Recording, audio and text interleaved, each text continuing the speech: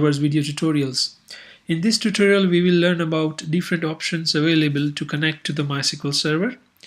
I am using Ubuntu system and I have installed server and client everything on my same machine, but we will also look at the options available to connect to MySQL server installed remotely on a different machine, and you can use your client to connect there.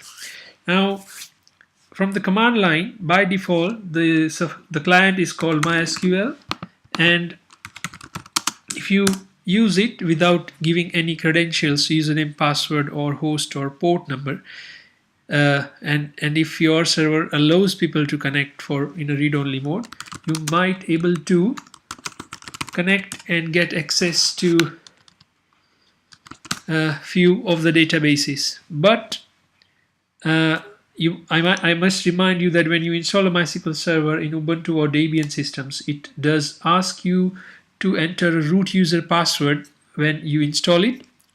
Some of the systems doesn't ask to enter a password at the time of installation, and you can enable credentials later on. So it depends which server you are using and how you are connecting. But let's start with it and say, for example, I have a root user setup and I have assigned a password as well. So now after entering those credentials, username and password, it allows me to connect to the MySQL server, and I can check which databases already exist on my system.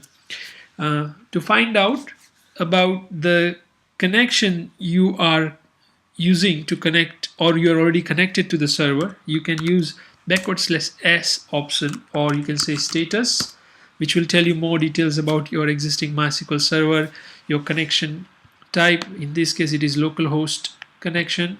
Then it also tells you that the connection ID is 41, your version is 5.5 and 31, like that.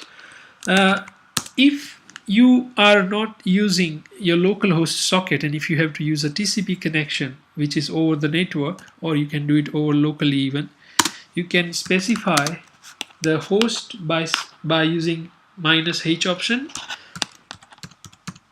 and if you enter, then it will ask you the password. You are connected again to the same MySQL server, but with a different connection type. If you want to check the connection type, you can see that now connection is over TCP. It shows the IP address which you are connected to. The connection ID changed from 41 to 42, like that.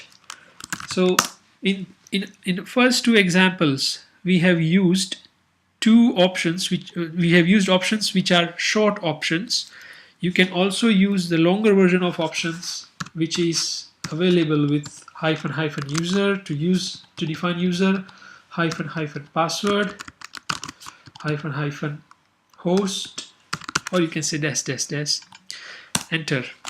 These options are exactly the same options we were using, but these are the longer version of those options compared to the ones which we used earlier. It does allow you to connect to the server, it does allow you to do exactly what you can do, but the connection type is different, and you can use those options.